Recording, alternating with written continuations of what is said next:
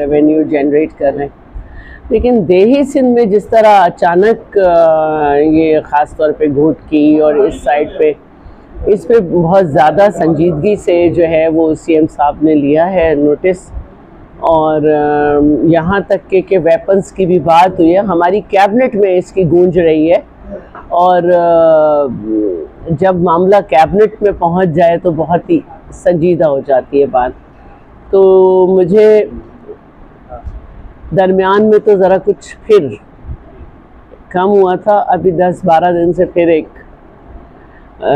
सूरत हाल में तब्दीली है। तो मैं समझती हूँ कि कुछ अरसे में आप ज़रूर देखेंगे कि एक बड़ा ऑपरेशन होगा, और सच बात यह है कि फिर हमें अफसोस भी बहुत होता है, किसी को भी लाशें अच्छी नहीं लगती हैं, लेकिन कुछ सूरत हाल ऐसी हो रही है कि ग्रैंड ऑपरेशन की तरफ जा रही है। और बहुत अरसे पहले हम लोग देखा करते थे कि कच्चे में ऑपरेशन हुए और बड़े बड़े नाम जो थे वो हुए, लेकिन अब सूरत हाल जो है वो इस तरफ चली गई है, क्योंकि शहरी महफूज नहीं है, ख़वातीन महफूज नहीं है। तो मैं समझती हूँ कि ग्रैंड ऑपरेशन होगा, और मैं तो यही चाहती हूँ कि लाशें ना गिरें, लेकिन अगर रोज़ाना लोगों का निकलना मुश्किल हो जाए तो फिर ये वक्त आएगा। और हम कराची में बैठकर जब ये दिखाया जाता है कि इतने लोग उठा के ले गए, ये हो गया, तो हमारे लिए बड़ा मसला होता है। हम बहुत सारे फ़ैसले नहीं कर पा रहे होते कि हम वहाँ जाएं, देही सिंध में रात में चलें, सफ़र करें या नहीं करें। पहले तो सफ़र भी नहीं किया जा सकता था, लेकिन बहुत अच्छा साल गुजरने के बाद ये जो 5-6 महीने से सूरत हाल है ये अलार्मिंग है, लेकिन इंशाल्लाह इसको बेहतर करेंगे। ये अभी गवर्नमेंट डिज़ोल्व होने वाली है, तो एक्टिविटी मुझे लगा कि शायद इसलिए तेज़ हो गई, लेकिन लॉ एंड ऑर्डर को इंशाल्लाह हर हालत में कंट्रोल किया जाएगा, चाहे हम केयर टेकर के दौर में किया जाए या हम करें। और कुछ बेहतरी आपको इंशाल्लाह 10 दिन में बेहतरी होगी। सही कह रहे हैं, क्योंकि हमने जो लास्ट कैबिनेट थी उसमें भी पूछा गया था कि कितने हज़ार को पैसे दिए गए, कितने किया गया। देखें, ये एक नेचुरल डिज़ास्टर था, इससे कोई एक सूबाई हुकूमत तो क्या कोई मुल्क अकेला नहीं लड़ सकता। जो कुछ पाकिस्तान के साथ हुआ था, जो पीटीआई गवर्नमेंट करके गई थी, उसमें हमारा मसला क्रेडिबिलिटी का था, लेकिन उसके बावजूद पीपल्स पार्टी की गवर्नमेंट की इतनी क्रेडिबिलिटी है कि फेडरल गवर्नमेंट $1.2 बिलियन के लिए, खुद वज़ीर आज़म साहब ने कहा कि लड्डू पेड़ा नहीं है, लोहे के चने चबाने पड़े। लेकिन सिंध गवर्नमेंट को वर्ल्ड बैंक ने $2 बिलियन 2.1 मिलियन जो घर हैं, 21 लाख, ये किसी हुकूमत का सबसे बड़ा प्रोजेक्ट होगा।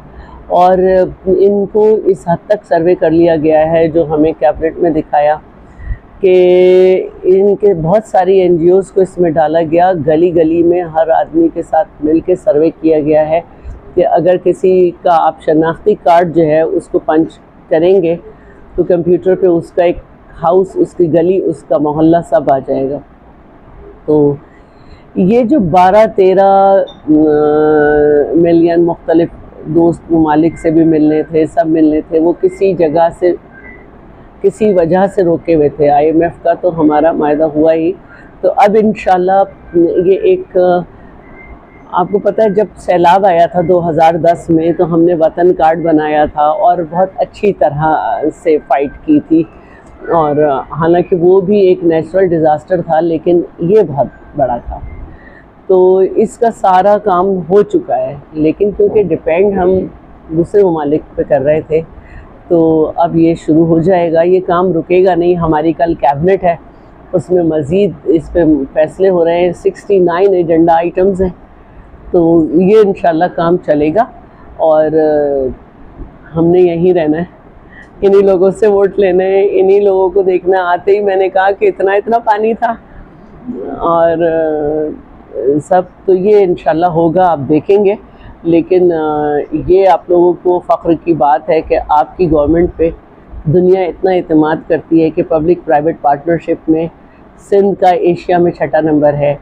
चाहे पीपल्स पावर्टी रिडक्शन प्रोग्राम हो, वो भी आपको यूरोपीय यूनियन की वेबसाइट पे मिलेगा। ये इतना हमने रोड इंफ्रास्ट्रक्चर पे काम किया है सिंध में, और ये अब बहुत बड़ा काम करने जा रहे हैं। इसमें बहुत सारा दुनिया इसको मॉनिटर कर रही है। इस पैसे को ज़ाया नहीं किया जा सकता, क्योंकि हमारी एक आदत है, बेरोज़गारी है सिंध में, गुर्बत है, तो हम 4 तरफ अप्लाई कर देती है एक ही फैमिली, और तो उसमें डबलिंग बहुत हो रही थी। तो उसको कंप्यूटराइज्ड करना, सारा एक डाटा बनाना, ये छोटा काम नहीं था, ये हो चुका है कंप्लीट। अब सिर्फ जो है कुछ लोगों को 25,000 के करीब लोगों को अमाउंट भी दिया गया है कि वो अपने, ये 3 कैटेगरीज की थी, एक फुली डिमोलिश, एक इतना डिमोलिश के आप कुछ अमाउंट दे दें, एक उससे कम। तो अब थोड़ी सी मेरी मालूमात शॉर्ट है, लेकिन 25,000 लोगों को कुछ अमाउंट भी दिया गया है कि वो अपने घर को बेहतर कर लें।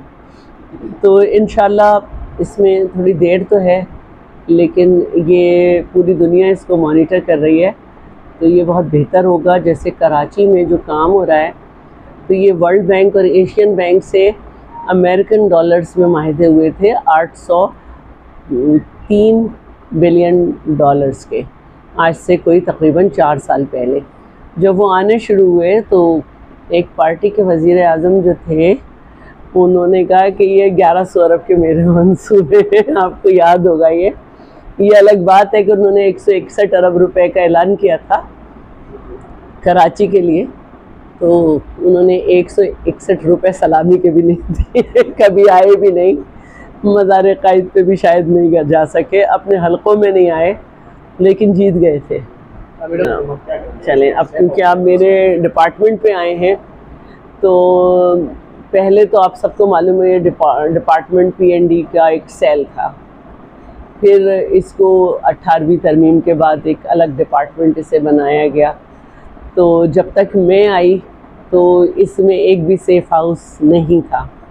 आज माशाल्लाह 27 डिस्ट्रिक्ट में सेफ़ हाउसेस हैं, और अगर DCs कराची के कुछ हम पे रहम कर दें तो 3 डिस्ट्रिक्ट में और हो जाएगा।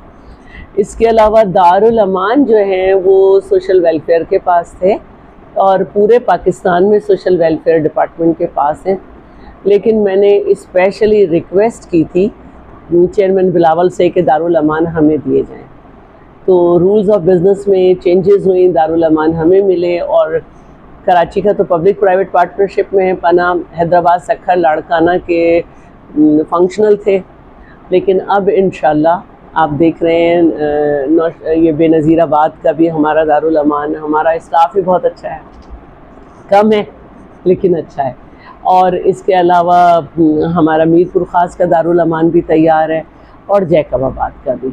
तो अब जैसे ही हमें 32 ग्रेड 17s की जॉब्स भी दी गई हैं, ये जैसे ही सारा सिस्टम में के हिसाब से हमें जॉब्स मिलती हैं, मेरा डिपार्टमेंट बहुत अच्छा काम करेगा। मैंने एक कोशिश की है कि अपने डिपार्टमेंट का कुछ नाम बनाऊं, और हमने क्योंकि child protection authority social welfare के पास थी, इसलिए चाइल्ड मैरिज रेस्ट्रेंट एक्ट उनको दिया गया, लेकिन हमने कभी पीछे नहीं हटे।